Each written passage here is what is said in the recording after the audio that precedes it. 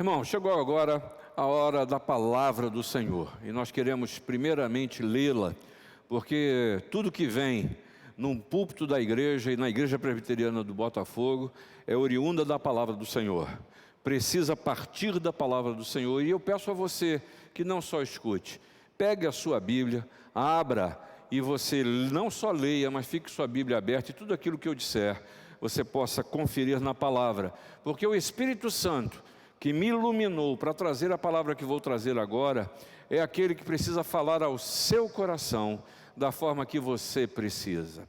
Quero fazer a leitura do livro de Isaías, do profeta Isaías, no capítulo 40, vou ler 5 versículos apenas, os versículos de 1 a 5.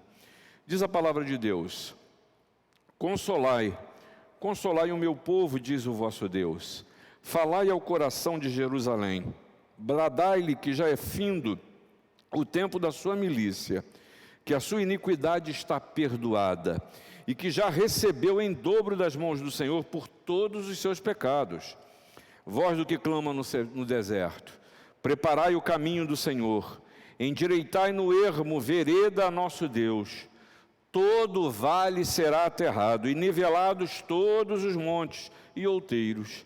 O que é tortuoso será retificado, e os lugares escabrosos aplanados. A glória do Senhor se manifestará, e toda a carne a verá, pois a boca do Senhor o disse.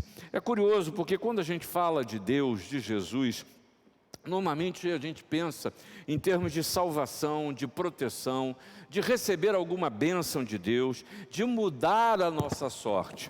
Mas Isaías aqui nesse texto nos mostra a espera pela salvação que Jesus traria. Isso se deu em Jesus, mas aqui ele nos fala de salvação de uma maneira diferente, uma salvação através da consolação. E ele começa o texto e ele diz: consolai, consolai o meu povo. Quem está dizendo isso é o Senhor. Consolai, uma das áreas mais lindas do oratório Messias, feita por Handel, em que ele mostra com muita unção exatamente esse texto aqui: consolai. Consolai é o convite que o profeta recebe do Senhor. É preciso que você entenda que consolar aqui, como na palavra de Deus, significa empatia, significa ter compaixão, significa que Deus está olhando, e Jesus olha para mim, olha para você, não pelo que você é, não pelo que você tem, não pelo que você não tem, não pelo que você não é, não pelo que você faz, não pelo seu pecado, não pela maldade do coração. O Senhor olha, o Jesus olha para você porque você é, porque você foi criado por dois. E aí é importante que a gente se lembre que a gente está vivendo agora esse tempo, segundo domingo do Advento, um tempo de um novo ano que trata do nascimento de Jesus. Já estamos no mês de dezembro, esse ano está acabando, estamos chegando mais a um final de ano, e um ano que nos deu muito trabalho, onde quem sabe você se doou, você se dedicou, você viveu as frustrações e a incerteza, e ainda estamos vivendo desse tempo. Eu não sei como é que você chegou aqui, se você está cansado, se você está alegre, se você está frustrado, continua com medo. Há pessoas que estão se sentindo absolutamente sozinhas, vivendo uma solidão tremenda pelo afastamento. Há pessoas que estão com a sua emocional tão prejudicado, com dificuldade de sair de casa, com dificuldade de ficar em casa. Há uma inquietação na nossa alma. E aí a gente precisa pensar que essa fase da vida que nós estamos vivendo, talvez para alguns seja a pior fase da vida, porque não sente o prazer da realidade que se está vivendo. E hoje a palavra de Deus para você te convida a não só recordar algo que aconteceu, mas tomar a consciência da consolação de Deus em Jesus. E essa consolação, ela é contínua, ela continua a acontecer, e ela se atualiza no dia a dia do povo de Deus, e há de continuar assim hoje e por todo o tempo, todo sempre. Saiba você que esse texto da profecia no capítulo 40 de Isaías, esse texto é uma predição da libertação dos judeus do cativeiro babilônico. E essa palavra é direcionada àqueles que viveram ou que vivem a dor do exílio. E aí eles são convidados por Isaías a, primeiramente, não se concentrar na abertura de velhas feridas dos corações que se afastaram do Senhor. Não é essa a palavra. Não é você olhar para a sua vida e olhar para trás e dizer, eu estou longe de Deus, ou então já fiz tanta coisa que desagrada a Deus, ou então esfriei na fé, ou então já não aguento mais. Não é disso que ele está falando. Ele está tirando os olhos exatamente desse passado e do caminhar até aqui. E ele também está dizendo o seguinte, olha, ao olhar para o futuro, não se angustiem pelas incertezas. Não olhem o passado e se julguem e se condenem pelo passado, mas também não fiquem ansiosos e angustiados pelas incertezas do futuro. É importante esperar numa fé que é sábia, daqueles que já ouviram do Senhor a voz e esperam nele o consolo. Isaías, versículo 4 e 5, você leu aí, Deus está nos dizendo que todo vale será aterrado e nivelado, todos os montes e outeiros. O que é tortuoso será retificado e os lugares escabrosos aplanados. A glória do Senhor se manifestará. Pois essa profecia aqui, ela proclama a libertação de um estado de angústia. Mas é preciso que você se aproprie disso. O Senhor se dirige ao seu povo, anunciando a sua missão, consolação. E é sobre isso que eu quero compartilhar com você. Porque Isaías, o Senhor, Jesus está dizendo para você o seguinte, eu trago a consolação que satisfaz a sua alma. Eu trago a consolação que a sua alma precisa. Eu trago a consolação que há de aquietar o seu coração. E a primeira coisa que nós vemos nesse texto é algo que pode parecer óbvio, mas que você precisa inteligir isso. Ser claro na sua caminhada. Deus te oferece consolo. O Senhor te oferece consolo. E esse consolo que Deus oferece, primeiramente é um consolo de encorajamento. E ele fala isso aqui no capítulo 40, no capítulo 61, os primeiros versículos, e você pode saber até de cor, e eu vou repetir para você, tenho certeza que você vai recitar aí também. Capítulo 61 diz o seguinte, o Espírito do Senhor, Deus está sobre mim, porque o Senhor me ungiu para pregar boas novas aos quebrantados, enviou-me a curar os quebrantados de coração e proclamar libertação aos cativos e pôr em liberdade os algemados. E o texto segue aí, essa coisa Jesus já cumpriu e continua a cumprir na minha e na sua vida.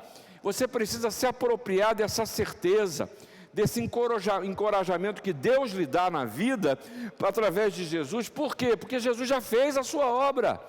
Olhe para frente com os olhos da fé. Olha, o Senhor já ofereceu a libertação, e no versículo 2 desse capítulo 40 de Isaías, você vê, bradai-lhe que já é findo o tempo da sua milícia. É como se Deus estivesse dizendo, acabou o sofrimento. E Jesus lembra disso dizendo, o ladrão vem para roubar, matar e destruir. Eu vim para que vocês tenham vida e vida em abundância. Jesus veio exatamente cumprir a mensagem de Deus. Isso tem a ver, não com a capacidade de Deus fazer, porque Ele já fez através de Jesus. Isso tem a ver com a forma de eu e você encararmos a vida, em recebermos e nos apropriarmos dessa verdade que precisa nos encorajar a caminhar. Mas também, o consolo que Deus oferece para mim e para você, é algo que a gente precisa, e acho que nesse tempo, mais do que nunca, a gente precisa. Sabe o que é? É colo. Às vezes, por maior que a gente seja, e eu não sou pequeno, a gente precisa de colo.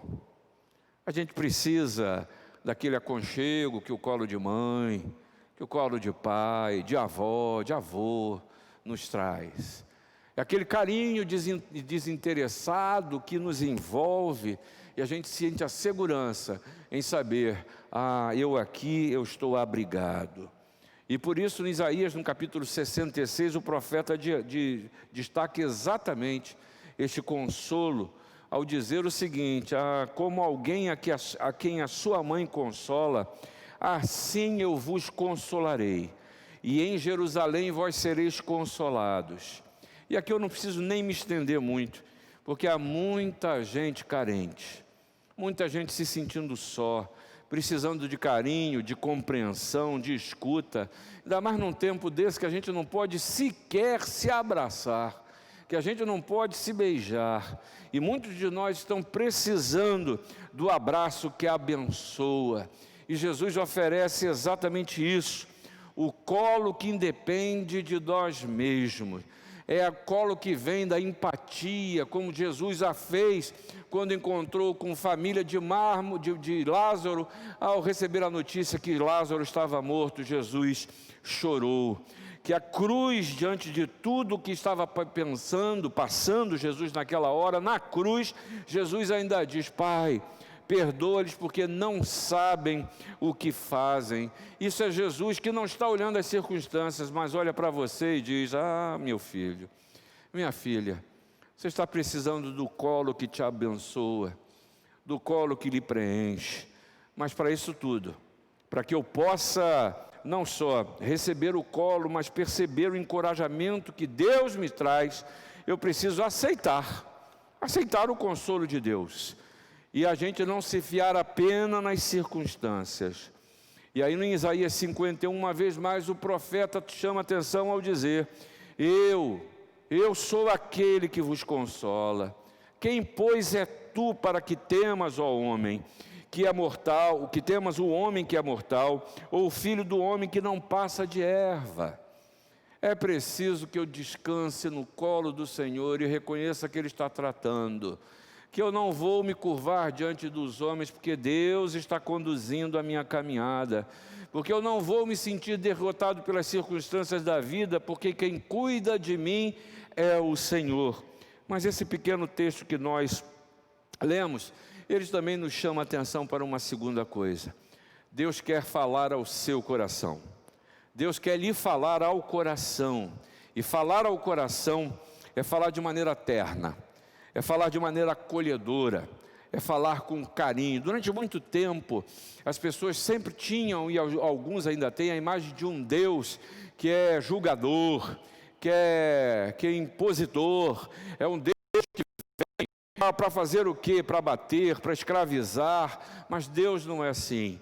Deus é amor, e é um amor que é pleno, um amor que é total, um amor que é incondicional, pois falar ao coração é falar de uma maneira terna, acolhedora e com carinho.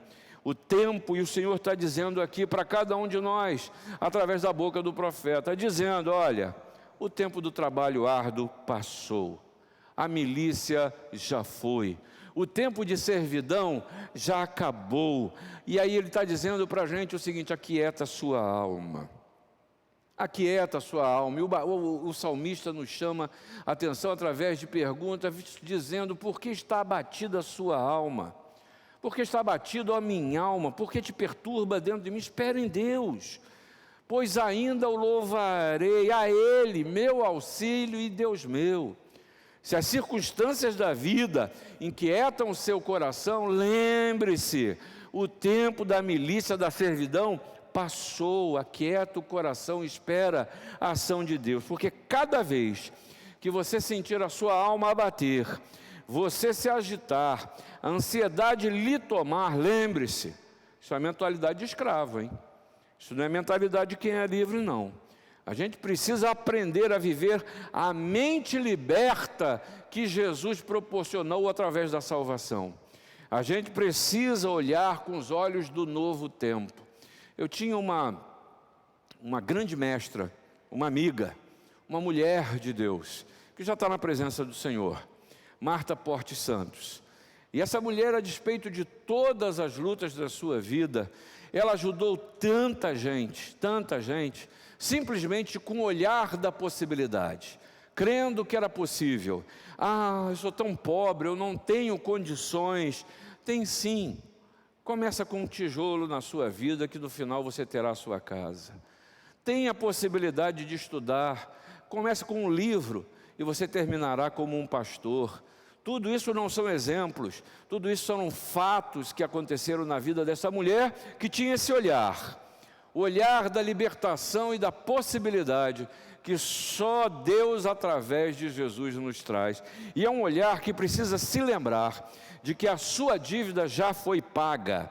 E sabe por que é preciso dizer isso? Sabe o que isso quer dizer? Que meus pecados, seus pecados já foram perdoados. Seus pesares são aliviados por Jesus, que diz: o meu fardo é leve. No Salmo de número 46, o versículo 10 diz: aquietai-vos e sabei que eu sou Deus, eu sou exaltado entre as nações, sou exaltado na terra. Mas isso é preciso ouvir o que Deus está falando ao seu coração. Viva como alguém que reconhece por fé que foi liberto por Jesus. E aí, as lentes do olhar precisam mudar. E aí Jesus nos conduz também nessa história, rememorando o que esse texto aqui em Isaías 40, versículos de 1 a 5, nos mostram. A gente precisa saber e entender e crer que o que você está vendo quebrado na sua vida, que você está vendo sendo destruído pelo mundo afora, a violência que graça, aquilo que a gente chega ao ponto de pensar, não tem jeito, é endêmico. Quero dizer para você, que a palavra diz para todos nós o seguinte: Deus vai consertar o que precisa ser consertado. Por isso é exatamente o que ele diz: vale aterrado e monte nivelado, tudo vai ser colocado no mesmo plano. E há muitas circunstâncias que eu estou nos vales da vida, sucumbindo no fundo desse vale, achando que jamais vou conseguir voltar ao plano, voltar ao alto dos montes. Mas Deus está dizendo: nem o vale, nem o monte é o importante na sua vida, porque tudo isso o Senhor vai tratar. Talvez, ao pensar em montes, pensar em outeiros, essas figuras de linguagem podem ser vistos como o orgulho do nosso coração, a soberba e toda a sorte de elevação que nós ousamos nos ver. O que Deus está dizendo é o seguinte: todos os obstáculos na sua e na minha vida serão removidos. Mas o profeta faz questão de ir à frente e dizer: também o que é tortuoso será retificado. Porque eu não preciso pensar na violência que graça, na maldade, na corrupção, na injustiça, em mortes que são consequências da negligência de governantes e de profissionais. Não é só isso que eu estou falando, não. Quando o texto fala que o tortuoso será retificado, eu gostaria de convidar você a olhar primeiramente para a sua própria vida, porque há coisas em sua vida que são tortas e precisam ser tratadas. Até isso, o Senhor Jesus se oferece para consertar o que precisa ser consertado. E o texto fala de lugares escabrosos que serão aplainados. Escabroso é o que é difícil. Escabroso é aquilo que para a gente não é fácil de conseguir. E o Senhor está dizendo a nós que as dificuldades, elas serão resolvidas. Sabe, irmãos, nesse tempo de advento, desse ano especial de 2020, há muita gente precisando ser consolada, ou reanimada em suas esperanças. Muita gente perdeu as esperanças ao longo desse ano tão desafiador para todos nós. E a pergunta que fica é: o que você pode fazer para anunciar a consolação e reavivar a esperança das pessoas que lhe são próximas? Na sua família, na sua igreja, em sua comunidade, entre seus amigos. O mundo clama pela palavra de consolo que faz reavivar a esperança. Aí eu quero dizer para você, e já caminho para o final: não adianta saber que Deus consola, não adianta saber que Deus fala ao seu coração, não adianta saber que Deus vai consertar o que precisa ser consertado. E foi sobre isso que falei para você agora. Não adianta saber de tudo isso se você não se apropriar dessas verdades que a palavra de Deus lhe traz. Estas coisas acontecerão porque Deus disse, encontro isso escrito no versículo de número 5. Mas infelizmente, há pessoas que insistem em viver o tempo do cativeiro, quando a libertação já chegou. E uma vez mais, eu repito o que diz o versículo 5 do capítulo 40 de Isaías: a glória do Senhor se manifestará, e toda a carne haverá, pois a boca do Senhor o disse. E eu quero dizer para você que a glória do Senhor já se manifestou, porque um menino nos nasceu, um filho se nos deu, o governo está sobre os seus ombros e o seu nome será maravilhoso, Conselheiro, Deus forte, Pai da eternidade, Príncipe da paz. Pois o Senhor já se manifestou, e essa é a garantia de que precisamos viver a liberdade que Jesus nos proporcionou. Vai, se permita consolar. Vai, seja um agente de consolação nesse tempo. Que Deus nos abençoe.